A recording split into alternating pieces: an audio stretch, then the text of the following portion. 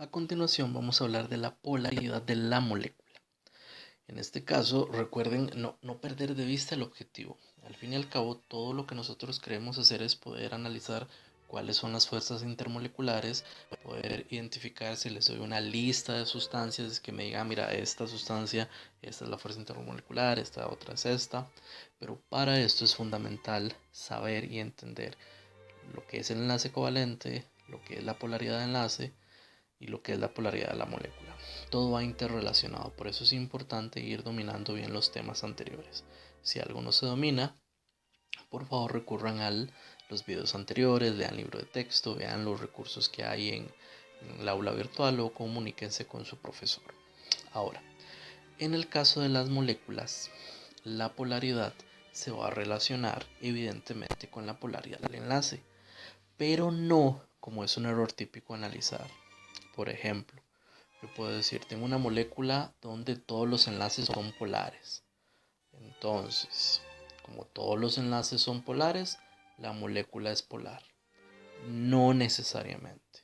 Entra en juego otra serie de cosas, que es lo que quiero analizar a continuación. Entonces, para esto, vamos a hacer un ejemplo sencillo. Vamos a empezar con el cloruro de berilio. Entonces, en el caso del cloruro de berilio, vamos a hacer la estructura de Lewis. Cualquier cosa tienen que recordar y repasar esto de las estructuras de Lewis, además de repasar lo que es la geometría molecular.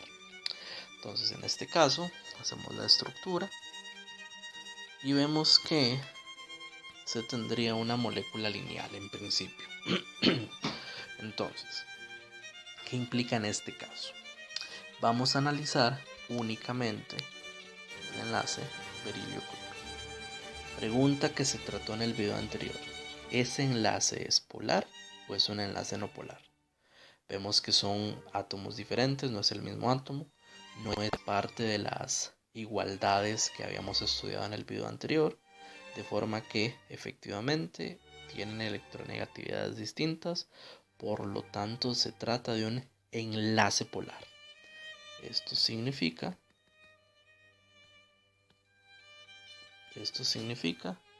que ese enlace es polar. Luego me fijo en el de la izquierda. Veo que también es berilio-cloro. Significa que el enlace también es polar. Ahora, vean que al ser berilio-cloro y berilio-cloro, la polaridad de cada enlace es exactamente la misma. Entonces, ¿qué es lo que vamos a hacer? Y ojo, insisto, vean que aquí ya vemos que los enlaces son polares. Un error típico de alguien que no haya estudiado es decir, ok, los enlaces son polares, por lo tanto la molécula es polar. Y eso, insisto, no necesariamente es cierto. ¿Qué es lo que vamos a tener que hacer? Vamos a tener que hacer una suma de vectores. Y por aquello, antes de que alguien se asuste, que no haya llevado física o álgebra lineal, esto es muy simple.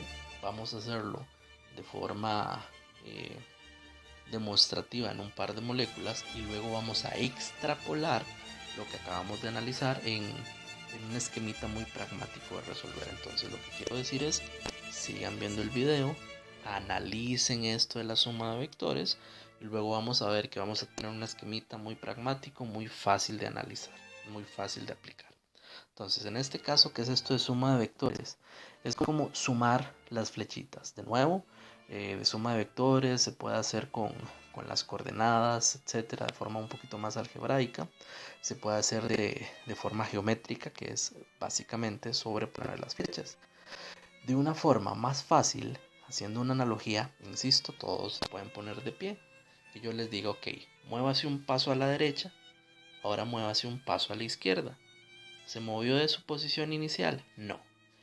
Si yo jalo esta flecha, si yo tengo un objeto, lo jalo a la derecha, pero al mismo tiempo lo jalo a la izquierda, con la misma fuerza el objeto se mueve. No, porque esta flecha se neutraliza con esta flecha.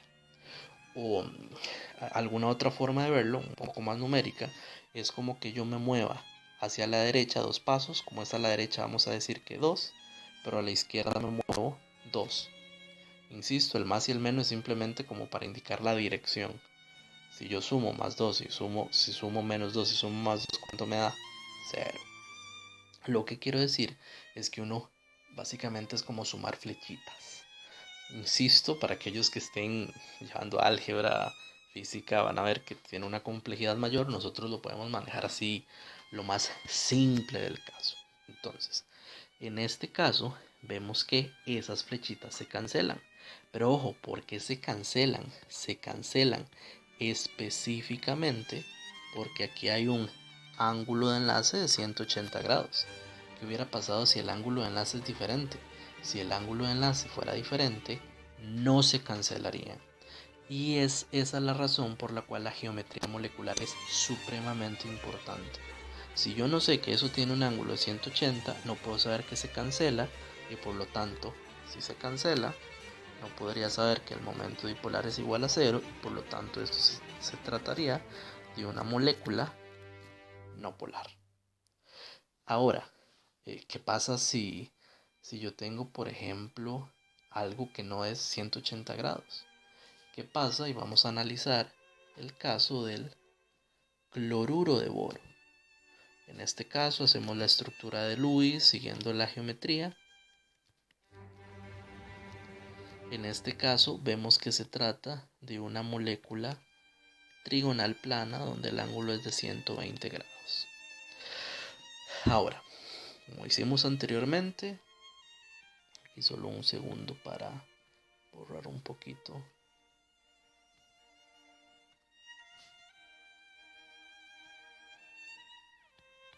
Como hicimos anteriormente, lo primero que tenemos que hacer es analizar. ¿Eso se tratará de enlaces polares o no polares? Veo el boro, veo el cloro, no son el mismo, no es una de las igualdades que aprendimos, de manera que efectivamente el enlace boro-cloro es polar, esto es polar, esto es polar. Ahora, ¿qué es lo que vamos a hacer? Lo que vamos a hacer es una suma de vectores. Pero alguien me puede decir, y aquí ya se me está complicando. Vemos que la suma de vectores ya son dos flechitas, tres flechitas. ¿Cómo hacemos ahí? Una forma de hacerlo es primero sumar dos flechas y luego la resultante sumar con la tercera flecha que nos queda. Entonces me voy a ubicar con estas flechas que voy a poner en azul. Una forma de sumar geométricamente es básicamente esta flecha que va hacia arriba. Yo la voy a dibujar, la voy a como mover, la voy a duplicar acá. La flecha que va en diagonal hacia abajo la voy a duplicar, y aquí disculpen mi inexactitud, pero la voy a duplicar acá. E insisto, esta es una forma de dibujarlo, de manera que si yo parto del inicio y llego acá, eso que está en café sería el vector resultante. Insisto, esa es una forma de hacerlo. Hay otras como moverlo y ponerlo el inicio de un vector en la punta del otro, hacerlo. Lo voy a hacer aquí abajo por aquello. Como que yo tenga estos dos vectores. Y entonces sumarlo es básicamente como el vectorcito que está en diagonal hacia abajo, lo voy a mover y lo voy a poner aquí. Y entonces voy a partir del inicio del uno al final del otro y ese va a ser el vector resultante. Insisto, son dos formas distintas de hacerlo. En este caso lo que quiero que se note es que el vector resultante en café está a 180 grados del vector que se va sin sumar. ¿Qué quiero decir? Que este vector y este vector se van a anular. Y en este caso el momento dipolar va a ser igual a cero y se trata de una molécula no polar. Entonces vemos que hay una cierta tendencia. Pero y aquí ya viene la pregunta un poco más complicada. ¿Qué pasa si se trata, por ejemplo, pongamos, tetracloruro de carbono, que es un carbono, pero ahora tetraédrico? Vean que ahora tendría que sumar vectores en 3 dimensiones y hacerlo de forma gráfica, ahí sí ya está muy complicado. Por eso vamos a dejarlo hasta ahí y ahorita vamos a hacer una extrapolación. ¿Listo? Ahorita lo que vamos a hacer es como análisis individuales, un montón de pistitas. Acabamos de ver que una de las cosas que tenemos que hacer es ver si los enlaces son polares o no, analizar la geometría y hacer suma de vectores. Ahorita lo vamos a extrapolar a moléculas un poquito más complejas. Y esto sí lo quería mencionar porque muchas veces en química general se dice, hay que analizar si la molécula es simétrica o si no es simétrica. Eso en realidad no se hace de esa manera. Número uno, en este punto, de forma coloquial, hablar de simetría es muy subjetivo. Yo puedo ver moléculas que son simétricas, pero que son polares, y también otras moléculas simétricas que son no polares. Por eso la simetría no es un buen parámetro para hablar de polaridad. Es cierto, existen parámetros, digamos, objetivos de simetría. Hay algunas, para aquellos que profundicen en el tema de química inorgánica, hay algunos aspectos que uno puede hablar como de simetría, como hay algo que se llama grupos de simetría, pero de nuevo, insisto, eso no tiene que ver nada con la polaridad. Para saber si una molécula es polar o no, hay que sumar los vectores de los enlaces. Punto.